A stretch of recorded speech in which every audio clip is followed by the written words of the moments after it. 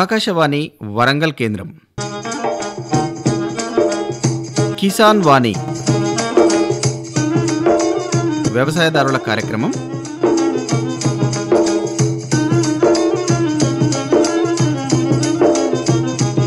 ఈ కార్యక్రమాన్ని మీకు సమర్పిస్తున్న వారు కేంద్ర వ్యవసాయ మరియు రైతు సంక్షేమ మంత్రిత్వ శాఖ, భారత ప్రభుత్వం.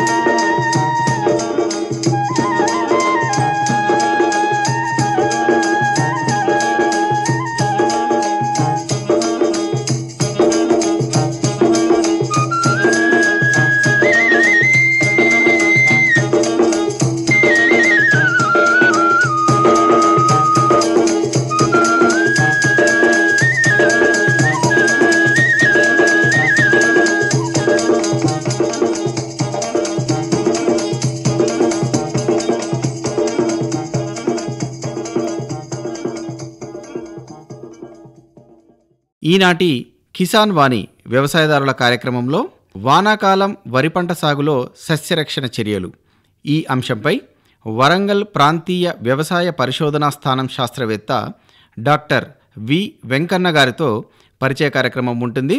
పరిచయకర్త మోతే చిరంజీవి. అనంతరం కూరగాయల సాగులో తమ అనుభవాలను వివరిస్తున్నారు ఏల్కతుర్తి మండలం చింతలపల్లి గ్రామ రైతు డి కృష్ణుడు గారు. వారిని మనకు పరిచయం చేస్తున్నవారు మోతే చిరంజీవి. ముందుగా వినండి కిసాన్ వాణి వ్యవసాయదారుల కార్యక్రమంలో కొన్ని ప్రకటనలు. సర్వోత్తమ రైతు పురస్కారం లభించింది హరికి. హరి, మీ విజయ రహస్యం ఏమిటో చెప్పండి. రైతు మిత్రులారా, మీరు కూడా మీ పొలాల్లో అధిక పంటను పండించగలరు. అదెలా? ఎప్పుడు ఏ సమస్య వచ్చినా వెంటనే కలపండి ఈ నెంబరు 1800 ఇది ఎవరి number Babu? Kisan call centre the. అక్కడ విశేషజ్ఞులు మీ పొలం సమస్యలకు వెంటనే పరిష్కారం చెప్తారు. అదేంటయ్యా, విశేషజ్ఞులు అన్ని సమయాల్లోనూ దొరుకుతారా? తప్పకుండా దొరుకుతారు. ఏడాదిలో 365 రోజులును, అది కూడా ఉదయం 6 గంటల నుంచి రాత్రి 10 గంటల దాకా. మరైతే ఎక్కువసేపు మాట్లాడితే డబ్బు చాలా అవుతుందిగా. ఖర్చు లేనే లేదు. మొబైల్ పై గానీ ఇతర ఫోన్ తో కానీ కిసాన్ కాల్ సెంటర్ కి ఉచితంగా కాల్ చేయవచ్చు. సలహాకి కూడా ఖర్చు ఉండదు. నిజంగా 16 అణాల నిజం. రైతు సోదరులారా, పంట సమస్యల గురించి మీ భాషలో వెంటనే సమాధానం కోసం పూర్తి భారతదేశంలో ఏ ఫోన్ నుంచి అయినా జాతీయ హెల్ప్ లైన్ నంబర్ 1800-118-1551తో ఉచితంగా సంప్రదించండి. రైతు మిత్రుడు కిసాన్ కాల్ సెంటర్. ఇప్పుడు వినండి వానాకాలం వరి పంట సాగులో సస్యరక్షణ చర్యలు ఈ అంశంపై వరంగల్ ప్రాంతీయ వ్యవసాయ పరిశోధనా స్థానం శాస్త్రవేత్త డాక్టర్ వి వెంకన్న గారితో పరిచయ కార్యక్రమం. పరిచయకర్త మోతే చిరంజీవి.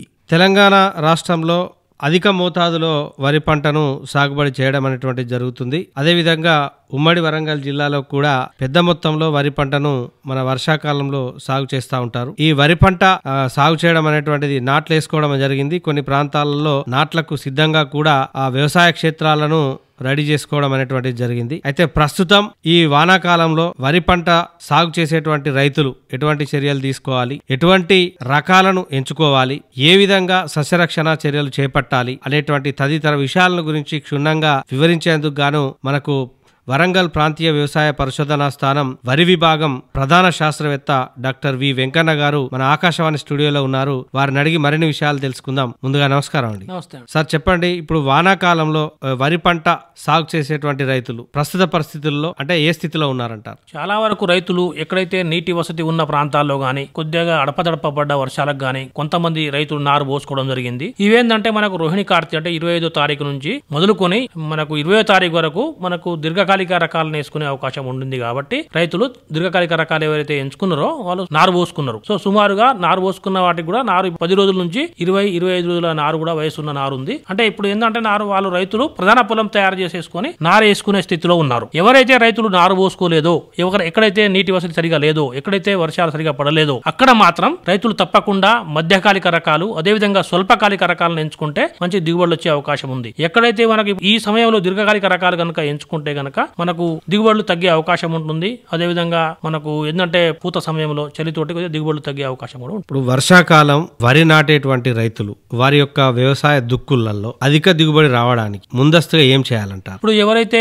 రైతులు ఉన్నారో ఆల్రెడీ తొలకరిలకి దున్నుకున్న వాళ్ళు తప్పకుండా పశువుల ఎరువు, గొర్రెల ఎరువు గాని, కోళ్ల ఎరువు కానీ ఇవి తప్పకుండా వేసుకోవాలి. ఎకరానికి సుమారు 10 టన్నుల వరకు వేసుకోవాలి. ఎక్కడైతే అది సాధ్యపడిన చోట మనకు గ్రీన్ మాన్యూర్ క్రాప్స్, ఇవన్నీ గ్రీన్ మాన్యూర్ క్రాప్స్ కూడా వేసుకుంటే పచ్చిరొట్ట ఎరువులు అందించే పంటలను సాగు చేసుకోవాలి.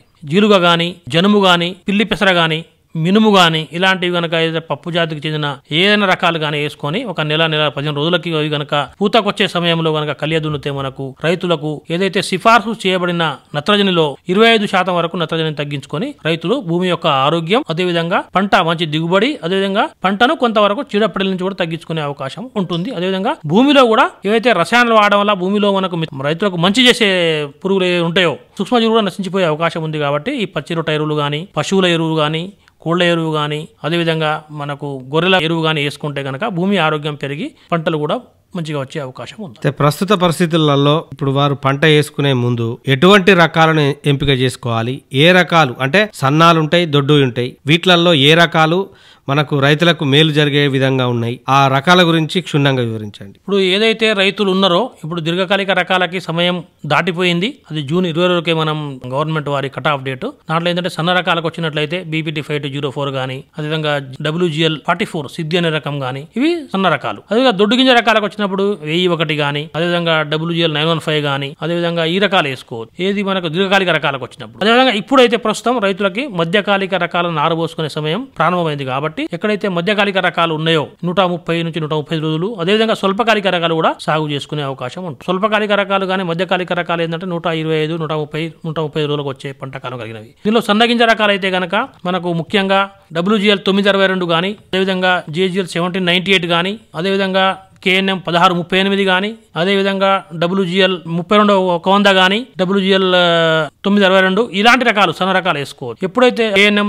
773 కానీ, అదేవిధంగా మధ్యకాలిక రకానికి వచ్చేసి KNM 7715 కానీ ఇలాంటి రకాలు వేసుకునే అవకాశం ఉంటుంది. అదేవిధంగా దొడ్డు గింజ రకాలు అనుకున్నప్పుడు రైతులు ఇప్పుడు మధ్యకాలిక రకం అయితే WGL 915, అదేవిధంగా స్వల్పకాలిక రకం అయితే WGL 1537, WGL 1355, అదేవిధంగా RNR 28361, RNR 28361 ఇలాంటి రకాలు కూడా మనకు వేసుకునే అవకాశం ఉంటుంది. అయితే ఇన్ని రకాలు అనేటువంటివి మనం వేసుకుంటే రైతులకు ప్రయోజనకరంగా ఉండడం అనేటువంటి జరుగుతుంది. అయితే ఈ రకాలను ఎంపిక చేసుకున్న తర్వాత రైతులు నారు పోసుకోవాలి. మరి నారు పోసుకునేటప్పుడు ఎటువంటి చర్యలు చేపట్టాలి? ఎటువంటి చర్యలు చేపట్టినట్లయితే నారుమడిలో గాని, నాటు వేసుకున్న తర్వాత గాని ఎటువంటి వ్యాధులు రాకుండా అరికట్టడానికి వీలుగా ఉంటుందంటారు? వరిలో ముఖ్యంగా రైతులు ఏంటంటే విత్తన శుద్ధి చేసుకోవాలి. విత్తన శుద్ధి ఏంటంటే కార్బండిజం పొడి మందు 1 లీటర్ నీటికి 1 గ్రాము కలిపి 1 కిలో విత్తనానికి పట్టించాలి రాత్రంతా. పట్టిస్తే గనక మనకు విత్తనం ద్వారా సంక్రమించే చీడపీడలు గాని, ఈ వ్యాధులు గాని రాకుండా ఉండే అవకాశం ఉంటుంది. అదేవిధంగా నారుమడిని కూడా సుమారు 10-15 రోజుల ముందు దున్నాలి. బాగా దున్నితే గనక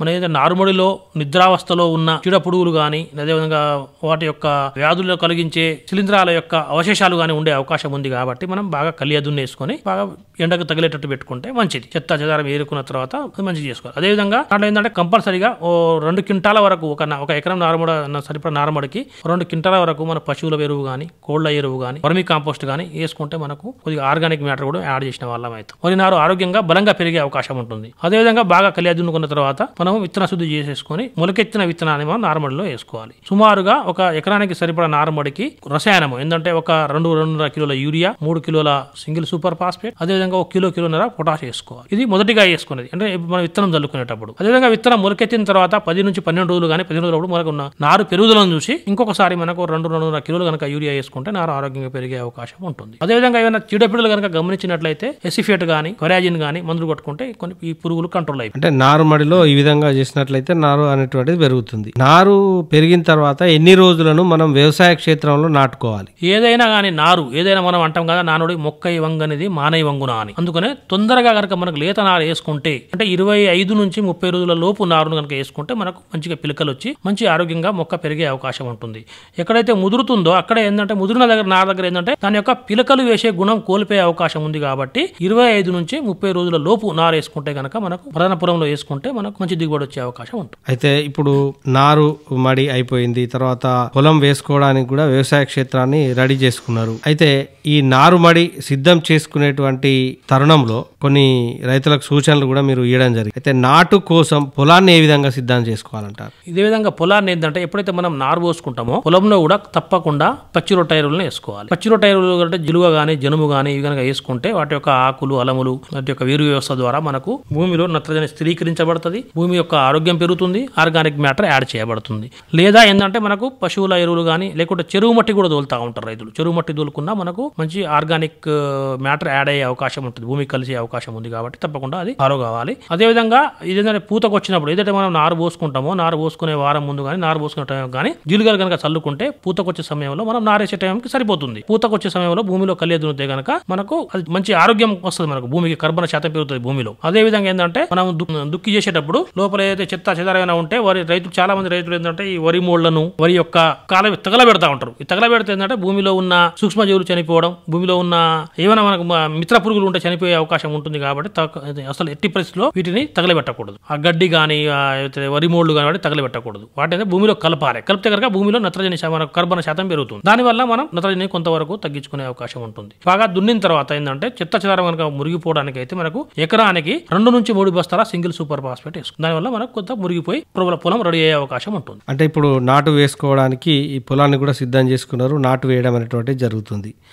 ఇప్పుడు నాటు వేసినప్పుడు మధ్యలో కానీ ఆ తర్వాత కానీ రకరకాలుగా ఎరువులు అనేటువంటివి వేస్తూ ఉంటారు. అయితే ముఖ్యంగా ఈ వరి పంట సాగులో ఎరువుల యాజమాన్యం అనేటువంటిది ఏ విధంగా ఉంటుందంటారు? సో ఇక్కడ ఏంటంటే ఇప్పుడు పొలం తయారైన తర్వాత నాటేసేటప్పుడు రైతులు గనక యూరియా గనక అయితే 30 కిలోలు, అదేవిధంగా పొటాష్ 15 కిలోలు వేసుకోవాలి. ఎందుకంటే మనం ఆల్రెడీ పొలం తయారు చేసే క్రమంలోనే భాస్వరం ఎరువు వేసుకున్నాం, సింగిల్ సూపర్ ఫాస్ఫేట్ వేసుకున్నాం 2 నుంచి 3 బస్తాలు. కాబట్టి ఇక్కడ ఏంటంటే ఒక 30-35 కిలోల యూరియా 15 కిలోల పొటాష్ వేసుకో. అదే కనుక రైతులు యూరియా లేదు డిఏపి వేసుకున్నప్పుడు డిఏపి ఒక బస్తా, అదేవిధంగా ఒక 10 కిలోల యూరియా 15 కిలోల పొటాష్ వేసుకోవాలి. ఈ విధంగా చేసుకున్నట్లయితే కనుక మనకు సరిపడా నత్రజని భాస్వరము పొటాషియం మనకు అందే అవకాశం ఉంటుంది. అంటే ఈ విధంగా మనము ఎరువుల వాడకం అనేటువంటిది ఉంటుంది. అయితే ఈ వరి పంట సాగులో అప్పుడప్పుడు కొన్ని పోషకాల లోపాలు కూడా కనిపిస్తూ ఉంటాయి. ఈ పోషకాల లోపాలను అరికట్టడానికి రైతులు గాని ఏం చేయాలి, అదేవిధంగా వ్యవసాయ అధికారులు వారికి ఏ విధమైనటువంటి సూచనలు ఇవ్వాలంటారు? పోషక లోపాలు ఏంటంటే మనకు కొద్దిగా చలి తీవ్రత ఉన్నప్పుడు చలికాలం యాసంగిలో మనకు జింక్ లోపం వస్తుంది. సో ఇప్పుడు మనకు ఈ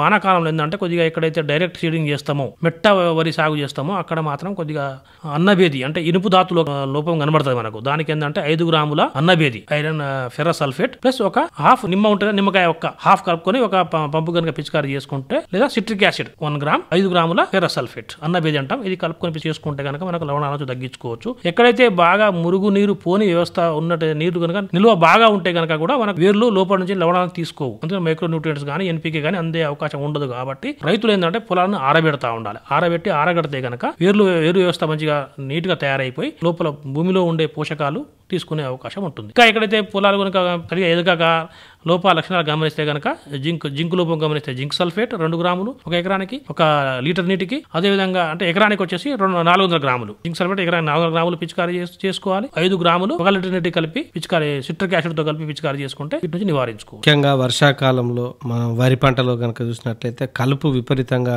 పడుతూ ఉంటుంది. మరి దానికోసం కలుపు యాజమాన్యం ఏ విధంగా చేసుకోవాలంటారు? ఎప్పుడైతే మనం నారు వేస్తామో నాటు వేసిన తర్వాత 3 నుంచి 5 రోజులప్పుడు మనకు లోండాక్స్ అని మందు దొరుకుతుంది. ఎకరానికి 4 కిలోలు 25 కిలోల ఇసుకలో కలిపి కనుక చల్లుకుంటే మనకు కొంతవరకు కలుపును నివారించుకోవచ్చు. అక్కడ చేయని పక్షంలో రైతులు ఇంకో 10-15 రోజులప్పుడు నామినీ గోల్డ్ కానీ అలాంటి పిచికారీ చేసుకోవాలి. లేకుంటే 20 వివాయా అనే మందు దొరుకుతుంది, ఫెనాక్జులం ప్లస్ సైలోపాబ్యూటైల్ అనేది వివాయా దొరుకుతుంది. 800 నుంచి 400 మిల్లీలీటర్లు 1 లీటర్ నీటికి కలిపి 800 నుంచి 900 మిల్లీలీటర్లు 1 ఎకరానికి నీళ్లు తీసేసి ఎప్పుడైతే కలుపు మొక్క 2 నుంచి 4 ఆకుల దశలో ఉన్నప్పుడు అప్పుడు పిచికారీ చేస్తే కలుపు సమర్థవంతంగా నివారించబడు. ఎప్పుడైతే ఈ కలుపును కూడా రైతులు నాటేసిన 40-45 రోజులు అప్పటికే తీసేయాలి. అప్పుడే మనకు కలుపు కలుపుకుని వరి మొక్కకి కాంపిటీషన్ ఉంటుంది. ఆ తర్వాత వరి మొక్కకి ఎలాంటి కాంపిటీషన్ ఉండదు కాబట్టి రైతులు ప్రధానంగా నాటు వేసిన తర్వాత 40-45 రోజుల వరకు ఎలాంటి కలుపు లేకుండా చూసుకుంటే వరి మొక్కకి మనం వేసే నత్రజని గాని ఎరువులు గాని సమర్థవంతంగా వినియోగించబడే అవకాశం ఉంటుంది. మీ యొక్క అమూల్యమైనటువంటి సమయాన్ని మా కోసం వెచ్చించి మరి వరి పంటలో అధిక దిగుబడి సాధించాలంటే ఎటువంటి సస్యరక్షణ చర్యలు చేపట్టాలి అనేటువంటి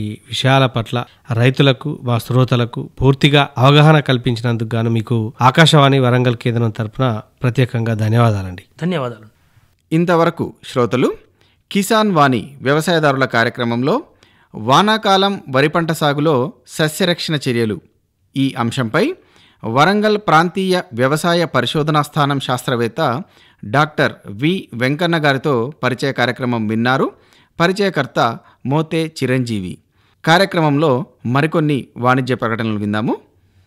ప్రధానమంత్రి కిసాన్ సమ్మాన్ నిధి ఈ పథకం కింద 2 హెక్టార్ల వరకు పొలం కలిగిన రైతుల కుటుంబాలకు ఏడాదికి 6,000 రూపాయలు చెల్లించడం జరుగుతుంది. అది అర్హత గల రైతులకు 2,000 రూపాయల చొప్పున 3 వాయిదాల్లో నేరుగా వారి ఖాతాల్లో జమ చేయబడుతుంది. ఈ సన్న చిన్నకారు రైతుల కుటుంబాలను రాష్ట్ర ప్రభుత్వాలు ఎంపిక చేస్తున్నాయి. ఈ పథకం యొక్క పూర్తి ఖర్చును భారత ప్రభుత్వం భరిస్తోంది. ప్రధానమంత్రి కిసాన్ సమ్మాన్ నిధి రైతుల వ్యవసాయానికి సరికొత్త గౌరవం. వ్యవసాయ మరియు రైతు సంక్షేమ మంత్రిత్వ శాఖ, భారత ప్రభుత్వం ద్వారా జనహితార్థం జారీ.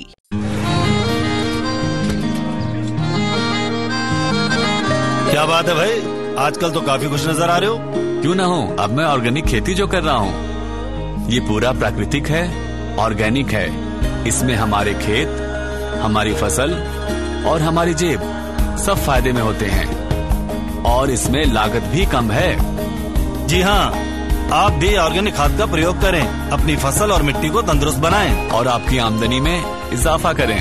अधिक जानकारी के लिए किसान call centre toll free number 1800-180-1551 पर कॉल करें और लॉग ऑन करें kisan.gov.in और farmer.gov.in। कृषि और किसान कल्याण मंत्रालय द्वारा किसान हित में जारी।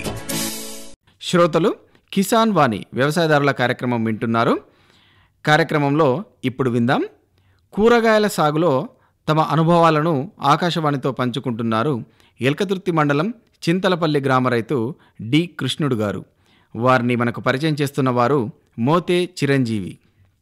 ఇప్పుడు చింతలపల్లె గ్రామానికి చెందిన దేవకారి కృష్ణుడు గారు ఉన్నారు. మరి వీరు గత కొన్ని సంవత్సరాల నుంచి వెళ్ళి వివిధ రకాల కూరగాయ పంటల సాగు అనేటువంటి చేస్తూ ఉన్నారు. ఏమేం పంటలు పండిస్తూ ఉన్నారు, ఏమేం దిగుబడి అనేటువంటి సాగిస్తూ ఉన్నారు అనేటువంటిది వారి మాటల్లో తెలుసుకుందాం. నమస్కారం అండి.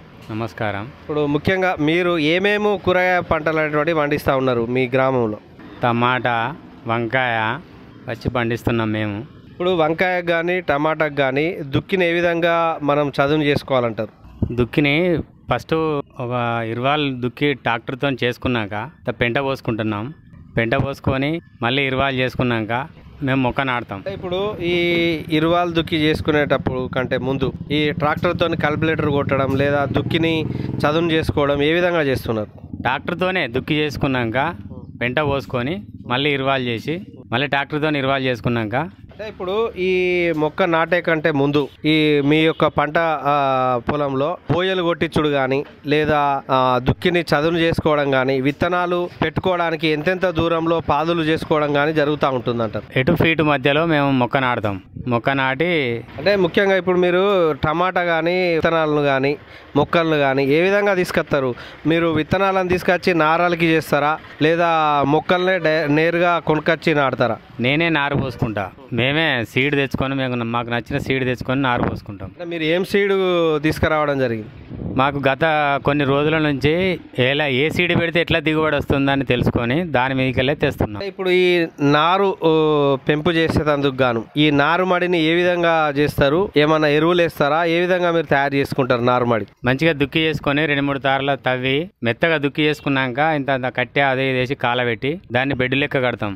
బెడ్ లెక్క కట్టి గింజలు తెచ్చి నారు పోసు మాకు తగిన వాతావరణం వచ్చినాక నారు పోసుకుంటాం. బెడ్తోని ఆ బెడ్ కట్టినాక నారు పోసుకుంటాం. ఆ నారును ఆ దుక్కిని లేదా ఆ భోజను ఎంత పొడవు ఎంత వెడల్పుతోని చేసుకోవాలంటారు? ఇటు ఒక 5-6 ఫీట్ల మనం ఎంత నారు పోస్తామో దాని మీదకి వెళ్ళి అట్లా చేసుకోవాలి. అంటే మీరు ఎన్ని గుంటలల్లా ఈ వంకాయ నార అనేటువంటిది పెట్టడానికి, ఎన్ని గుంటలల్లా ఈ టమాటా పెట్టడానికి గాను ఎంత నారును మీరు నారలకడం జరిగింది? ఒక 10 గుంటలు అయితే 2 ప్యాకెట్లు, 20 గుంటలు అయితే 4 ప్యాకెట్లు, 4 అయినా 5 అయినా నారు ఎలా దక్కుతుందో చూసుకొని అట్లా పోసుకుంటాం మేము. అంటే ఇప్పుడు మీరు ఎంత నారు అనేటువంటిది మీరు అలికడం జరిగింది? ఇప్పుడు ఒక 2 ప్యాకెట్ల వంకాయ నారు పోసాం. ఇప్పుడు టమాటా ఇంకా పోయలే నేను. మీరు ఈ కూరగాయల పంట సాగు అనేటువంటిది ఎన్ని సంవత్సరాల నుంచి చేస్తున్నారు? గత 15 సంవత్సరాలు అయింది నేనైతే. సంవత్సరం ఎన్ని రకాల కూరగాయలు పంటలు వేస్తున్నారు? ఎన్ని గుంటలలో పండిస్తున్నారు? 20 గుంటలు ఎప్పటికి కూరగాయలే పెట్టుతాంట. 10 గుంటలు ఎప్పటికీ ఏదో క్రాప్ వచ్చేటట్టు చూసుకుంటాం. అంటే ఇప్పుడు ఏమేం పంటలు, వంకాయ టమాటా కాకుండా మిగతా పంటలు కూడా పెడతారా? గత కొన్ని సంవత్సరాల నుంచి ఇదే పెడుతున్నారా?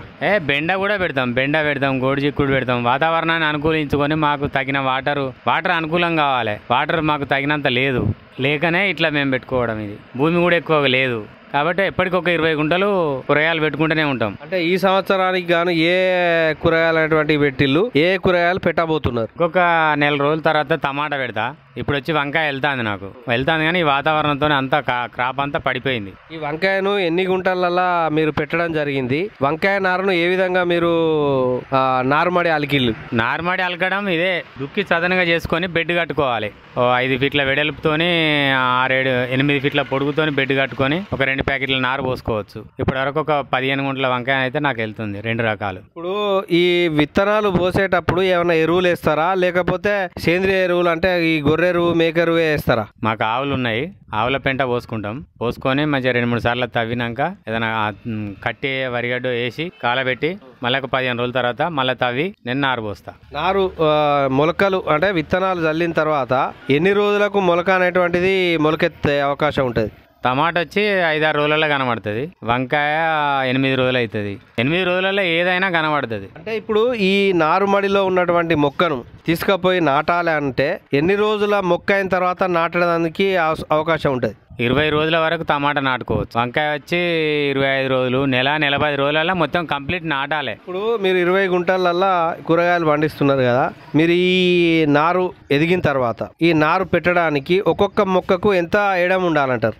ఫీటు వచ్చి పొడుగులో ఫీటు కావాలి, వెడల్పులో ఫీట్నర కావాలి. ఫీట్నర వెడల్పుతోని మన గొర్రు వేతట్టు, గొర్రు ఫ్రీగా వేతట్టు, పత్తిల గొర్రు అట్లా వేతట్టు పెట్టుకుంటే తగినంత అనుకూలంగా ఉంటుంది. ఇప్పుడు నారుమడిలో విత్తనాలు చల్లిన తర్వాత ఇప్పుడు మనం వంకాయ గురించి మాట్లాడుకుందాం.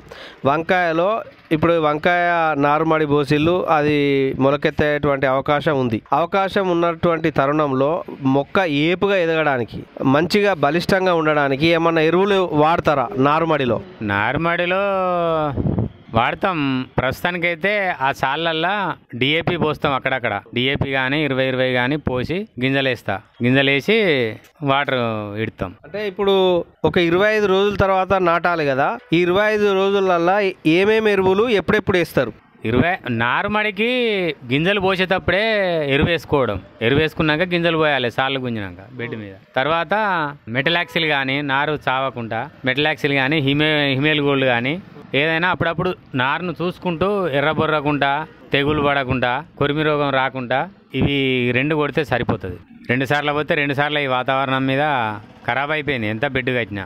ఇప్పుడు నారును మీరు ఏపుగా ఎదిగిన తర్వాత మొక్క అయిన తర్వాత ఇప్పుడు మీరు ఎన్ని గుంటలల్లా వంకాయ నారు అనేటువంటిది పెట్టడం జరిగింది? ఒక 15 గుంటలల్లా 3 ప్యాకెట్ల నారు పెట్టినా. ఇప్పుడు పెట్టి కాపుకి వచ్చింది, నాకు కాపు దిగింది. అంటే ఒక్కొక్క మొక్కకి ఎంత దూరం ఉన్నది, అంటే ఎంత వెడల్పు ఎంత పొడవులో ఈ ఒక్కొక్క మొక్కను నాటుకోవాలంటారు? కొంతమంది అచ్చులేగా నాటుతారు, కొంతమంది సాల్ లెక్క నాటుతారు. మీరు ఏ పద్ధతిని మీరు పాటిస్తా ఉన్నారు? పత్తి అచ్చుకు పెట్టాము. 13 ఇంచులు వెడల్పు, ఫీటు పొడుగుల, ఫీటు తర్వాత మొక్క తర్వాత మొక్క ఫీటు వెడల్పులనేమో పత్తి అచ్చు అంటే 13 ఇంచులు 12 ఇంచులు అట్లా కొట్టుకుంటారు. ఇప్పుడు మొక్క నాటిన తర్వాత ఇప్పుడు మీరు వంకాయ పంట కనుక తీసుకున్నట్లయితే ఎన్ని రోజులకు ఈ పూత అనేటువంటిది వస్తుంది? 40 రోజులల్లో పూతకు వస్తుంది. 60-65 రోజులల్లా లైట్గా కాపు దిగుతుంది. కుచ్చురోగం వచ్చిందంటే అది అట్లీస్ట్ పీకి దూరం పడేయాలి. ఇక వచ్చింది కదా ఒక చెట్టే ఉంటుంది కదా అని మనం అనుకోవద్దు. అది చేను మొత్తం వ్యాపిస్తుంది. అక్కడక్కడ మొత్తం చేను మొత్తం వ్యాపిస్తుంది. కాబట్టి అది ఎప్పుడైతే కనబడుతుందో ఆ చెట్టును మనం పీకి దూరాన పడేయాలి. ఇప్పుడు ఇది తెంపిన తర్వాత మీరు ఎక్కడ విక్రయిస్తారు దీన్ని, వంకాయని తీసుకుపోయి? మార్కెట్లో మాకు దగ్గరలో ఎల్ఐసి ఆఫీస్ హన్మకొండ బాలసముద్రంలో మార్కెట్ ఉంది. అది కాక ఇలా హుజరాబాద్ ఉంది. ఇంకా మార్కెట్ స్పీడ్ ఉండేది ఉంటే జమ్మికుంటకైనా పోగలుగుతాం. 3 మార్కెట్లల్లో మార్కెట్ చూసి ఎక్కడ ఎట్లా నడుతుంది దాన్ని చూసి మేము సేల్ చేయగలుగుతాం. ఇప్పుడు ఈ వంకాయ పెట్టేటప్పుడు ఎటువంటి జాగ్రత్తలు తీసుకుంటే ఎక్కువ దిగుబడి అనేటువంటి సాధించవచ్చు అంటారు? ఫస్ట్ మనం పెడతామనగా ఒక 20 రోజుల ముందు మంచిగా దుక్కి చేసుకోవాలి. ఎండలు కొట్టినప్పుడు దుక్కి చేసుకొని ఒక 2-3 సార్లు మనం నారు పోస్తానగా ఒక 15 రోజుల ముందే మంచిగా దుక్కులు చేసుకొని నారు పోసుకున్నాకనైనా దాన్ని మళ్ళీ ఒక 2-3 సార్లు దుక్కి చేసుకొని అది చేసుకుంటే కలుపు కొద్దిగా తక్కువ పడుతూ ఉంటుంది.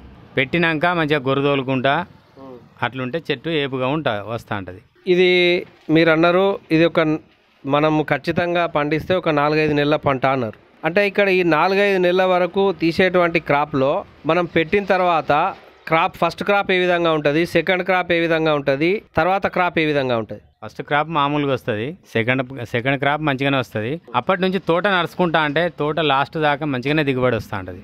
ఇక మార్కెట్లో ఎక్కువ కాసినప్పుడు రేటు తక్కువ వస్తుంది, మామూలుగా కాసినప్పుడు రేటు ఎక్కువ వస్తుంది. దాన్ని నడుచుకుంటూ ఉంటే బాగా దిగుబడి మంచిగానే ఇస్తూ ఉంటుంది. అంటే ఇప్పుడు మీకు 15 గుంటలల్లో ఫస్ట్ క్రాప్ ఎన్ని కిలోలు వరకు వస్తుంది, సెకండ్ క్రాప్ ఎన్ని కిలోల వరకు వస్తుంది, ఇట్లా ఎంత వరకు వస్తుంది అన్నట్టు? ఫస్ట్ క్రాప్ వచ్చి 15 గుంటలల్లో 1 క్వింటన్ అట్లా వెళ్తుంది. క్వింటన్నర దాకా వెళ్ళొచ్చు. రెండో క్రాప్ నుంచి 3 క్వింటన్లు అట్లా వెళ్తూ ఉంటుంది. అంటే ఇప్పుడు ఈ వంకాయ క్రాప్ అనేటువంటిది అంటే పంట అనేటువంటిది ఏర్పడ్డ కాడ నుంచి ఏ విధంగా తెంపాలి? కొన్ని అయితేనో దినం తప్పించి దినం తెంపుడు ఉంటుంది, 2-3 రోజులకు ఒకసారి తెంపుడు ఉంటుంది అంటారు కదా. మీ పంట చేనులో ఏ విధంగా తెంపుతా ఉన్నారు? దినం తప్పి దినం తెంపడం అంటే బెండల దినం తప్పి దినం కంపల్సరీ తెంపాలి. దీన్ని బట్టి ఒక 4 రోజులు 5 రోజుల గ్యాప్ ఇచ్చి తెంపుకోవాలి. సపోజ్ ఒక 10 సార్లు తెంపినాం అనుకో, ఇవాళ ఈ 10 సార్లు వచ్చి మళ్ళీ 5 రోజుల తర్వాత మళ్ళీ 10 సార్లు తెంపుకోవాలి. ఇలా 10 సార్లు తెంపినామంటే నెక్స్ట్ ఇంకో 10 సార్లు అట్లా తెంపుకుంటూ పోయినంటే 5 రోజులు అయిందంటే మళ్ళీ 10 సార్లకు రావాలి. వచ్చి తెంపుకుంటేనే కాయ అనుకూలంగా ఉంటుంది. లేకపోతే ముదిరిపోవడం కానీ పండు పారడం కానీ కాయ అట్లా అవుతూ ఉంటుంది. ఒక 5 రోజులలో ఖచ్చితంగా తెంపుకోవాలి వంకాయని. ఇప్పుడు ఈ వంకాయ పంట పెట్టడం అనేటువంటిది లాభమా నష్టమా అనేటువంటిది మీ మాటల్లో మా శ్రోతల కోసం. పెడితే దాన్ని మంచిగా పోదన చేసుకుంటే లాభమే ఉంటుందండి. కానీ పెట్టి మనం ఇక గుడ్డిగా ఇడిచి పెడితే మాత్రం ఏ చేను కాయలేదు. ఈ వాతావరణం మీద అన్ని బీటు వచ్చేసరికి ఈ బీటి పంటల మీద మనం ఖచ్చితంగా పెస్టిసైడ్ వాడింది మాత్రం వంకాయ పండది. అట్లా మంచిగా అరుచుకుంటే మాత్రం వంకాయ ఒక 6 నెలల దాకా క్రాప్ తీసుకోవచ్చు. మరి ఇంతవరకు మీ యొక్క అమూల్యమైనటువంటి సమయాన్ని మాకు కేటాయించి మా శ్రోతలకు అదేవిధంగా రైతు సోదరులందరికీ కూడా మీ యొక్క అభిప్రాయాలు తెలిపినందుకు ప్రత్యేకంగా ధన్యవాదాలండి. ధన్యవాదాలు సార్. ఇంతవరకు శ్రోతలు కూరగాయల సాగులో అనుభవాలు ఈ అంశంపై ఎల్కతుర్తి మండలం చింతలపల్లి గ్రామ రైతు డి కృష్ణుడు గారితో పరిచయ కార్యక్రమం విన్నారు. పరిచయకర్త మోతే చిరంజీవి. కార్యక్రమంలో మరికొన్ని వాణిజ్య ప్రకటనలు విందాము. కిసాన్ భాయియో గాట్ బాంధ్ లో बहुत बहुत है काम की समृद्धि के पैगाम की मिट्टी के मिजाज को समझो, मिट्टी के हर राज को समझो, मिट्टी की तुम जांच कराओ, मुफ्त सॉइल हेल्थ कार्ड ले जाओ, अभी मुनासिब बीज लगाओ, सही किस्म की खाद ले आओ, जितनी जरूरी उतनी डालो, सही मात्रा खुद पहचानो, इसको अपना मंत्र बना लो, मिट्टी की सेहत तो जानो, बात बहुत है काम की, कम लागत अधिक वरदान की, किसान भाइयों गांठ बांध लो, आज ही मिट्टी की जांच कराएं, राज्य सरकार के कृषि अधिकारी से संपर्क करें और मुफ्त में सॉइल हेल्थ कार्ड पाएं। कृषि और किसान कल्याण मंत्रालय द्वारा किसान हित में जारी. ఇంతటితో ఈనాటి కిసాన్ వాణి వ్యవసాయదారుల కార్యక్రమం సమాప్తం.